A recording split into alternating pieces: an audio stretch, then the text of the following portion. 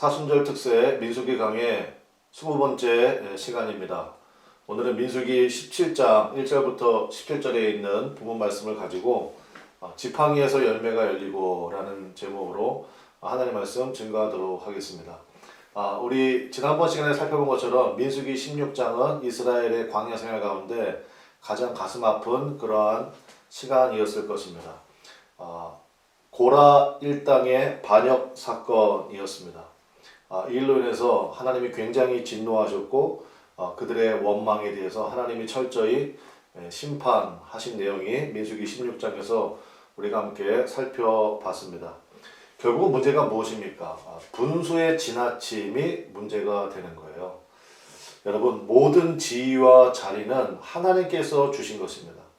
그러니까 그것을 내가 인정하고 받아들일 때, 믿음은 반응의 문제라고 그랬잖아요.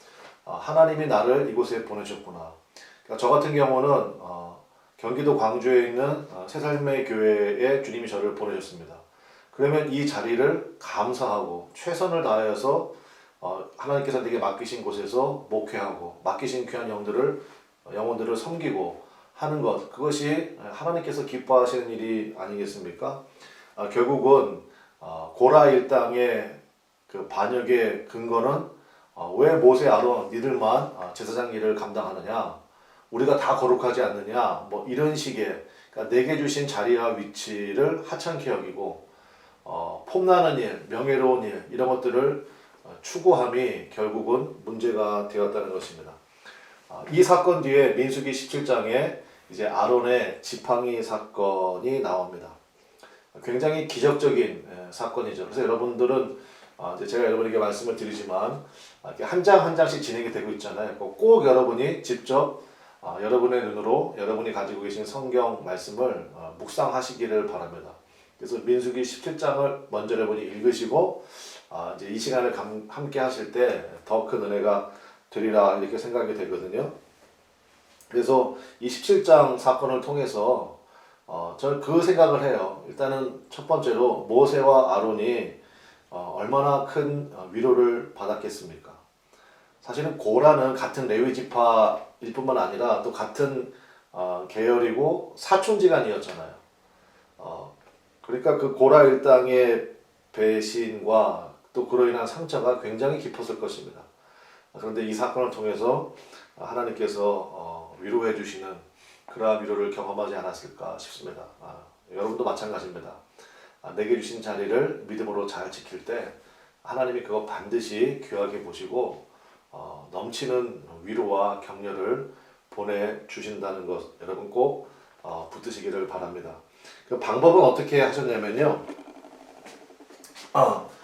오늘 이제 민수기 17장 아론의 지팡이 사건인데 빈칸을 좀 채워가면서 우리 이렇게 말씀을 좀 나누도록 하겠습니다. 방법은 첫 번째, 각 지파별로 뭐를 제출하게 하셨냐면 지팡이를 제출하게 하셨습니다. 지팡이. 각 지파별로 지팡이를 가져와라. 그럼 이스라엘이 12지파잖아요.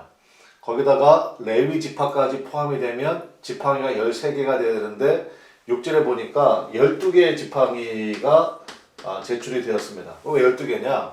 제 생각은 그렇습니다. 성경에 나오진 않지만 에브라임과 므낫세가 각각 사실 요셉 지파에서 그 요셉에게는 두 분깃을 주기로 주님께서 약속하셨기 때문에 에브라임, 므낫세 이렇게 된 거잖아요. 그러니까 아마 이 사건에서는 요셉 지파로 통합을 시켰던 것 같아요. 그리고 땅 분배에서 제외되는 레위 지파를, 왜냐면 지금은 그 하나님께서 세우신 레위 지파에 대한 증명을 하는 시간이기 때문에 아마 그렇게 해서 12지파가 되지 않았는가 이렇게 생각이 됩니다. 그리고 각 지파가 제출한 지팡이 뒤에 이름을 써서 제출하게 하셨는데 각 지파의 수령의 이름을, 근데 레위 지파의 수령의 이름은 하나님께서 아론이라고 쓰라고 말씀하셨거든요. 이로써 레위 지파의 지도자는 누가 뭐래도 아론이다 라는 것을 다시 한번 하나님께서 확실하게 하신 것이죠. 두 번째, 어디에다가 24시간 그 지팡이를 보관하게 하셨냐면은 그 증거궤 앞에다가 이 지팡이, 각 지파가 제출한 지팡이를 보관하게 하셨습니다. 증거궤는 우리가 다른 말로 법궤라고도 부르죠. 그러니까 지성소 안에 있는 가장 거룩한 곳에 있는 바로 이 언약궤, 법궤, 증거궤 다 똑같은 말입니다. 여기에 이제 12개의 지팡이를 다 놓은 것입니다. 그리고 나서 이제 24시간 보관을 하셨고요. 그리고 나서 세 번째, 그 다음날 가서 지팡이를 다 꺼냈는데 아론의 지팡이에만 뭐가 열렸습니까? 살구 열매가 열렸다라는 것입니다. 이거 사실은 여기에 워드 프레이가 있어요. 무슨 얘기냐면은 살구 열매라는 말이 그 히브리어로 샤케드예요. 샤케드. 샤케드인데 샤케드에서 모음을 쇼케드라고 읽으면 그것은 무슨 뜻이 되냐면요. 지켜보다라는 뜻이 됩니다. 지켜보다. 그래서 우리 예레미야서 1장에 보면 예레미야도 하나님 앞에 소명을 받을 때 예레미야야 네 눈앞에 지금 뭐가 보이느냐 그럴 때 살구나무가 보이나이다 이렇게 말씀을 올리거든요. 거기도 마찬가지예요. 지켜보시는 하나님이 보입니다. 바로 이런 뜻입니다. 우리를 지켜보시는 그 하나님. 그래서 여기도 마찬가지입니다. 그래서 아론의 지팡이에만 움이 돋고 순이 나고 꽃이 피고 하루 만에 열매가 열리는 그러한 이적 표징을 보여주신 것입니다. 그래서 하나님께서 이스라엘 사람들 금방 알아듣죠. 살구 열매 하나님께서 지켜보신다는 뜻이구나. 굉장한 경외감이 들 수밖에 없는 그러한 사건이었을 것입니다. 이 사건을 통해서 하나님께서 주시는 메시지는 저는 두 가지라고 생각하는데요. 두 가지 메시지. 첫 번째는 이제 이 사건을 통해서 어떤 결과를 얻게 되느냐, 어떤 메시지를 얻게 되느냐. 첫 번째는 뭐겠습니까? 회개의 메시지죠. 회개의 메시지. 이스라엘 백성이 하나님 앞에 회개할 수 있는 기회를 주신 것입니다. 그래서 5절 한번 보겠습니다. 5절에 보니까 내가 택한 자의 지팡이에는 싹이 나리니 이것으로 이스라엘 자손이 너희에게 대하여 원망하는 말을 내 앞에서 그치게 하리라. 원망을 그치게 하시는 목적은 뭐겠습니까? 너희 더 이상 원망하지 마. 하나님께서 이렇게 말씀하신 이유가 뭐겠어요? 축복하시려고 해요. 그래서 이스라엘 백성들이 회개하기를 원하시는. 그래서 12절에 보면요. 실제로 이스라엘 백성이 하늘 앞에 철저히 회개하는 모습이 나오죠. 12절 한번 보실까요? 12절. 우리 한번 같이 한번 읽어보겠습니다. 시작. 이스라엘 자손이 모세에게 말하여 이르되 보소서 우리는 죽게 되었나이다. 망하게 되었나이다. 다 망하게 되었나이다.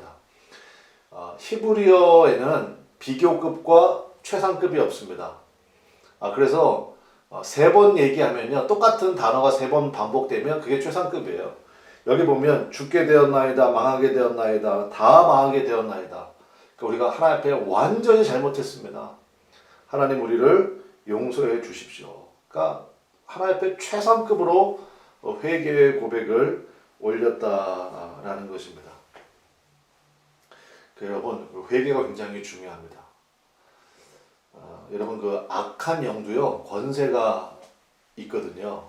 그 악한 영이 무슨 권세가 있느냐? 죄가 있으면 그곳을 차지할 권세가 악한 영에게 있습니다. 그 예수님께서 비유로 하신 말씀인데 저는 뭐 그 비유라고 생각하지 않습니다. 실제로 우리의 영적 세계를 말씀하신 것이라고 생각되는데요. 어떤 사람이 아주 심각한 귀신이 들렸어요. 근데 이 귀신이 나갔습니다. 귀신이 나갔으니까 이 사람이 온전해졌겠죠. 근데 귀신이 막 돌아다니다가 뭐 어디 기댈 데가 없는 거예요. 그래서 귀신이 이렇게 얘기합니다. 내가 나온 내 집으로 돌아가리라. 여러분 귀신이요 자기 집처럼 여기는 사람이 있습니다. 말 그대로 들락날락 하는 거예요. 그러니까 어떨 때는 그 사람이 참 괜찮아 보이는데 어떨 때는 굉장히 막 악한 영의 역사 가운데 사로잡히는 그런 사람들이 있거든요. 그 왜 그러냐? 귀신이요 들락날락 하는 겁니다. 그 왜 그러냐? 자기 집인 거예요. 여러분도 아침에 출근하시잖아요. 그리고 퇴근할 때 집으로 돌아가시잖아요. 그러니까 귀신도 마찬가지로 그런 식으로 자기 집처럼 여기는 사람이 있다는 것입니다. 왜요? 거기에 죄악이 있기 때문에. 근데 이제 귀신이 다시 오려고 그러는데 이 사람의 마음이 깨끗하게 정돈이 됐대요. 그러면 귀신이 못 들어가야 될 거 아니에요. 근데 귀신이 뭐라고 그럽니까? 자기보다 더 악한 귀신 7을 데리고 와서 그 사람 안에 거하였다. 예수님께서 이렇게 말씀하셨거든요. 그래서 그 사람의 나중 형편이 전보다 더 심해졌다. 그래서 모든 철학과 종교는요, 마음을 비우는 것에만 포커스를 둡니다. 아니에요. 마음을 비우고 거기에 성령님, 예수님을 모셔야죠. 예수님을 모셔야 그 마음을 채워놔야 돼요. 그래야 악한 영이 못 들어옵니다. 아주 그냥 근처에 오지도 못하죠. 그래서 여러분, 예수 믿는 사람이 그래서 굉장히 악한 영이 보기엔 무서운 거죠. 그래서 예수님을 내 마음에 모시는 것. 그래서 성령께서 혹시라도 이 영상을 보시는 우리들의 마음속에, 여러분들의 마음속에 회개할 것을 생각나게 하시면요, 여러분 그것을 즉시 주님 앞에 소상하게 아뢰시고 회개하시기를 바랍니다. 그걸 그냥 두면요, 죄가 머물러 있으면 그것은 악한 영이 그 자리를 차지할 권세를 주는 것이니까요. 그 사람 앞에 철저하게 회개하는 게 중요해요. 혹자들은요, 기독교를 비판하면서 참 기독교 참 편리하다고, 잘못하면 회개하면 무조건 용서해 주신다면서, 야, 그럼 뭐 계속 잘못하고 회개하고 그러면 되겠네? 예, 맞는 말입니다. 그렇게 하면 됩니다. 그런데 여러분, 회개해 보셨습니까? 그 굉장히 어렵습니다. 하나님 앞에 소상하게 아뢰는 거잖아요. 하나님, 제가 이런 죄를 졌습니다. 용서해 주십시오. 근데 그 죄를 또 졌어요.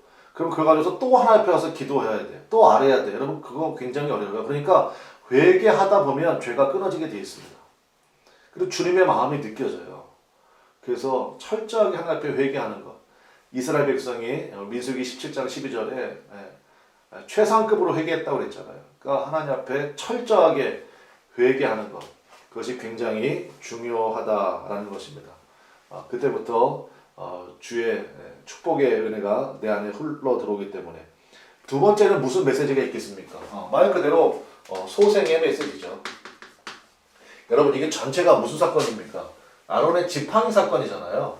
여러분, 지팡이에서 그 우미 돋고 싹이 나고 꽃이 피고 열매가 열린다. 이거 상상할 수도 없는 거죠. 하나님께서 이 표징을 통해서 우리에게 주시는 메시지는, 그거 봐라, 아론이 얼마나 대단한 사람이냐. 그것보다는 하나님께서 우리의 삶 가운데 바로 그렇게 역사하신다는 것입니다. 최악의 상황에서 최선의 모습이 흘러나오도록 만드시겠다라는 거예요. 여러분, 그 풍랑 사건 아시죠? 풍랑 가운데 제자들이 굉장한 공포 가운데 휩싸여 있을 때 예수님께서 그들 가운데 오셔서 풍랑을 잠잠케 하시고 백성들, 제자들을 건져주신 바로 그 사건이 있지 않습니까? 우리들의 마음도 마찬가지예요. 야, 이제 다 끝났다. 더 이상 소망이 없다. 아니에요. 이 아론의 지팡이에서 꽃이 피고 열매가 열리게 하신 그 하나님이 바로 우리의 하나님이신 줄로 믿습니다. 그래서 예수 믿는 사람들은요, 절대로 끝났다. 이제 다 끝났어. 끝장났어. 누가 그래요? 주님이 나와 함께 하시는데. 7번 넘어져도 8번 일어날 수 있는 힘을 우리 가운데 주신다는 것입니다.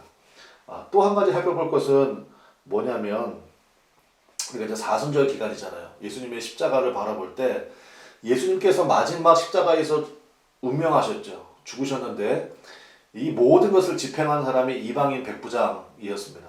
로마 군인이었겠죠. 근데 이방인 백부장이 예수님이 십자가에서 죽으시는 모습을 다 지켜본 다음에 뭐라고 고백합니까? 이렇게 고백합니다. 이 사람은 진실로 하나님의 아들이었도다. 이렇게 고백을 해요. 우리는 언뜻 이해가 되지 않는 그러한 장면이거든요. 그러니까 이방인 백부장은 처음에는 예수님에 대한 믿음이 전혀 없었습니다. 근데 예수님이 오전 9시쯤 십자가에 달리셔서 오후 3시쯤 운명하신 것, 3시에서 5시 사이에 운명하신 것으로 우리가 이해할 수 있는데, 그러니까 대략 한 6시간에서 9시간 정도 그렇게 십자가형에 처해 계셨다는 것입니다. 그 당시의 기록을 보면요, 건장한 사람들은요 3일도 십자가에서 버티는 사람도 있고 뭐 그랬대요. 그러니까 예수님은 굉장히 좀 몸이 유약하셨던 것 같습니다. 어쨌든 한나절 만에 예수님께서 십자가에서 죽으셨는데 그 과정을 이방인 백부장은 다 지켜봤잖아요.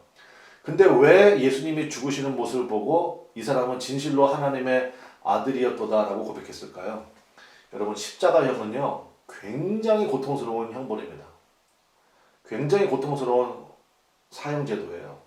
그래서 그 당시의 기록들을 살펴보면요, 고통이 너무나도 심하기 때문에 십자가에 달린 사람 그 입에서요 온갖 악독함이 다 쏟아져 나온대요.